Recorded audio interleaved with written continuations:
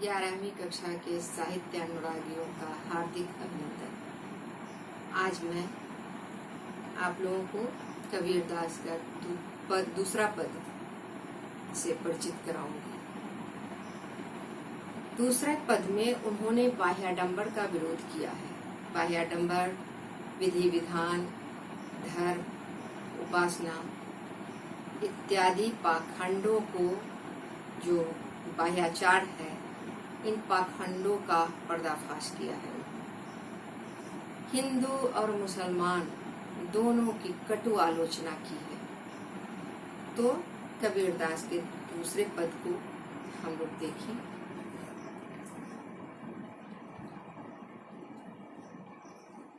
संतो देखत जग बौड़ाना। मैं आपको परिचित करा दूं कि प्रसिद्ध दार्शनिक सुकरात ने एक बार कहा था कि ईश्वर को जब जगत के जीव से वार्तालाप करना होता है तो वे कवि के माध्यम से करते हैं, कवि के शब्दों के माध्यम से करते हैं, अपना दिव्य संदेश कवि के माध्यम से देते हैं। और तब मुझे लगता है कि ईश्वर का संदेश वाहक में सर्वोत्तम कबीरदास रहे। उन्होंने जो भी बातें कही है डंके की चोट पर कही है। संतो देखत जग बौड़ाना। आप देखिएगा, गौर कीजिएगा, उन्होंने संत को संबोधित किया है, जो सज्जन हैं उन्हें संबोधित उन्होंने किया है। देखत जग बौड़ाना। संत जन देखिए, ये संसार बौड़ा गया है, अपने वश में नहीं है। बौराना, जिनका मति भ्रम हो गया, दिग्भ्रमित हो गए। साच कहो तो मारत धावे झूठे जग पतियाना। यदि किसी को सच्ची बात कह दो तो मारने को दौड़ता है, और झूठी प्रशंसा कर दो बस उस पर विश्वास कर जाता है, उस पर विश्वास करता है और उसी के अनुसार अपने आप का आकलन करता है। नेमी देखा धर्मी देखा। यहाँ देखिए, विविध प्रकार के कर्म कांड विधि विधान को प्राप्त करे स्नाना। यहाँ हिंदुओं की पूजा पद्धति पर उन्होंने कुठाराघात किया है। नेमी देखा, बहुत से नियम व्रत संयम करने वाले को देखा, धर्म करने वाले को देखा, धार्मिक प्रवृत्ति के लोगों को देखा। प्रातः काल तो स्नान कर लेते हैं। स्नान करने से ये अवश्य शारीरिक शुद्धता हो जाती है, परंतु क्या इतना काफी है मानसिक शुद्धता के लिए? आत्म मारी पखा नहीं पूजे, उनमें कछु नहीं ज्ञाना। वे अपनी आत्मा को न समझते हुए पत्थरों की पूजा करते हैं, जिनमें कोई ज्ञान नहीं है। बहुतक देखा पीड़ औलिया, पढ़े किताब पुराना। अब मुस्लिम संप्रदाय पर भी उतना ही करारा चोट किया है। वही व्यंग्य, वही कुठाराघात, उनके दंभ को उन्होंने विनाश कर दिया। बहुतक देखा पीर औलिया, पढ़े किताब पुराना। पीर को देखी, जो पुस्तक, विभिन्न प्रकार के पुस्तकें पढ़ करके, कुरान भी पढ़कर अपने शिष्य को किस प्रकार का उपदेश देते हैं। कै मुरीद तदबीर बतावे, उनमें वह जो ज्ञाना।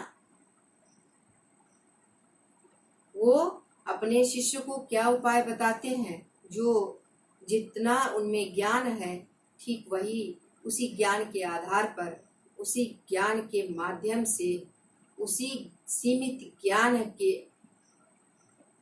योग्य उन्हें बनाते हैं। आसन मारे डिम्ब, धरि बैठे मन में बहुत गुमाना। और अब देखिए, हिंदू धर्म पर उनका आघात। वैसे जो बड़े बड़े पंडित हैं जो आसन पर बैठे रहते हैं, अपने आप को बड़ा ही ज्ञानी समझते हैं। यह उनका ज्ञान नहीं, अभिमान है।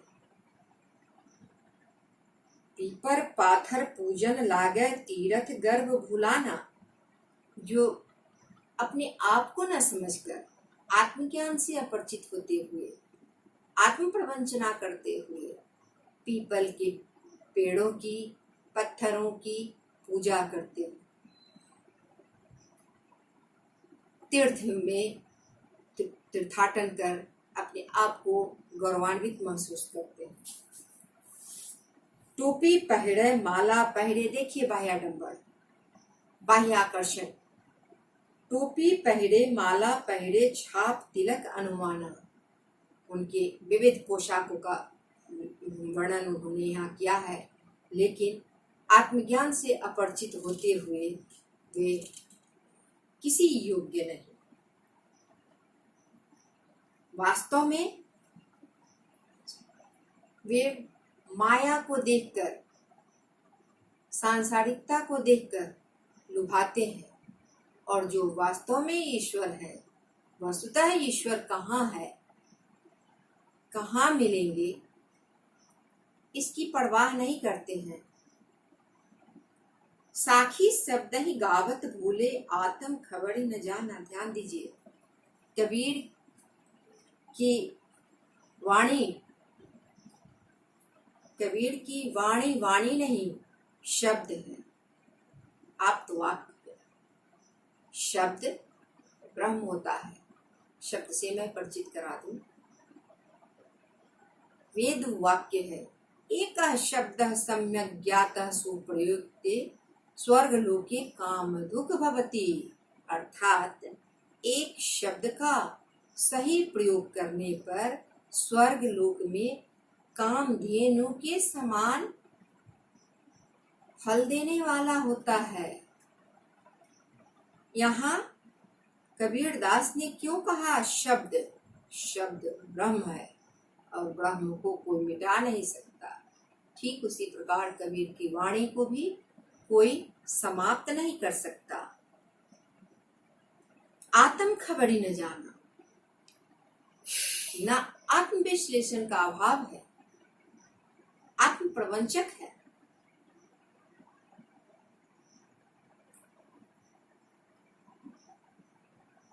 हिंदू कहे मोहि राम प्यारा, दुर्ग कहे रहीमाना। हिंदू और मुसलमान दोनों धर्मावलंबी राम और रहीम के झगड़े में पड़कर मूल तत्व से दूर होते जा रहे हैं। इन धर्मों का उत्स क्या है, उस उत्स को नहीं पहचान पाते। आपस में दो लड़ी लड़ी मुए मर्म न कहूं जाना। मर्म शब्द, मूल तत्व क्या है? धर्म का मूल तत्व क्या है? धर्म अर्थात अच्छाई, अच्छाई सब में है। धर्म का मतलब पंथ नहीं। हम मस्जिद जाते हैं तो हम मुस्लिम हुए, ये उनकी पूजा की पद्धति है, धर्म नहीं। वो अपनी आराधना नमाज के माध्यम से मस्जिद में जाकर करते हैं, ये उनकी पूजा की पद्धति है। हिंदू मंदिर जाकर पूजा करते हैं, ये उनकी पूजा की पद्धति है, यह धर्म नहीं है, पूजा की पद्धति है। धर्म मतलब अच्छाई धारण करना। कौन ऐसी जाति है जो अच्छाई धारण करने के लिए ना कहे?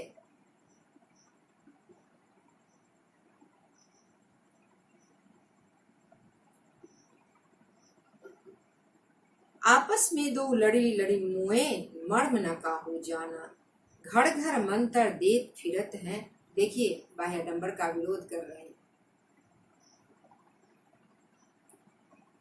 गुरु कैसा होना चाहिए? घर घर मंत्र देत फिरत है, महिमा के अभिमाना।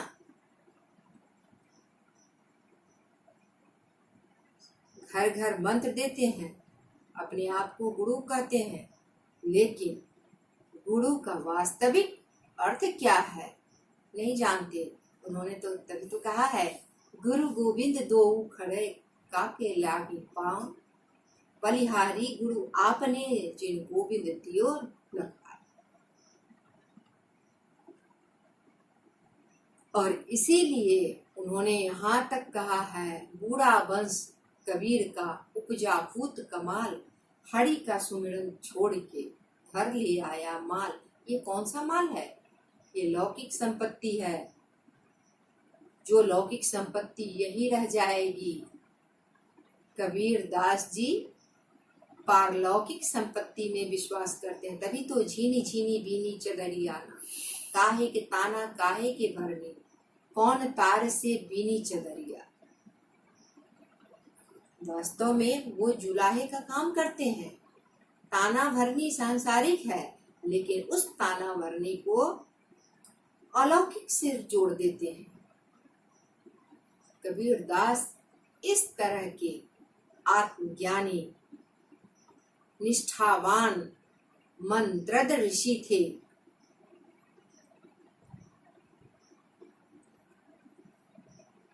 गुरु के सहित सिख सब बूढ़े, अंत काल पछताना। ऐसे गुरु के साथ जिसे वास्तव में ज्ञान नहीं है, जिसने गुरु शब्द का अर्थ नहीं जाना, जिसने ईश्वर को नहीं पहचाना, जिसने ईश्वर का अवलोकन नहीं कराया, जिसने ईश्वर की अनुभूति नहीं कराई, वो क्या ज्ञान देंगे। इसलिए ऐसे गुरु के साथ शिष्य भी डूब जाएंगे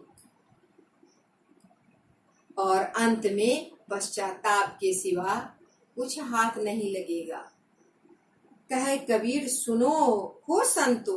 आप देखिए, प्रारंभ में भी उन्होंने संत व्यक्ति से ही कहा है, सामान्य व्यक्ति को नहीं कहा है, क्योंकि सामान्य व्यक्ति तो इसके अर्थ को समझेंगे नहीं। सामान्य व्यक्ति तो ज्ञान को समझेंगे ही नहीं। ज्ञान का एक अर्थ मैं बता दूं, वास्तव में ज्ञान विजडम नहीं है। ज्ञान ईश्वर के संबंध में जानकारी प्रदान करना ही ज्ञान है। ये सब भ्रम भुलाना, भ्रम, ये सब भ्रम है। दुनिया नश्वर है, जगत नश्वर है, ब्रह्म शाश्वत है और उस शाश्वत की सत्ता ही जगत में व्याप्त है, कण कण में। और उसी के पीछे, भौतिक तत्व के पीछे लोग भागते हैं। उस भौतिक तत्व का उत्स क्या है, इसकी परवाह किसी को नहीं है। केतिक कहो कहा नहीं माने, सहज सहज समाना। कितनी बार कहा, लेकिन किसी ने ध्यान नहीं दिया। सहज सहज समाना, ईश्वर की प्राप्ति कितना सहज है।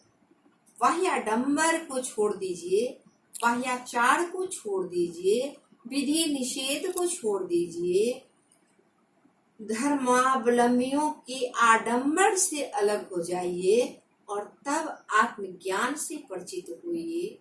फिर कितना सहज है। सहज में सहज का मिलन कितना आसान है। धन्यवाद।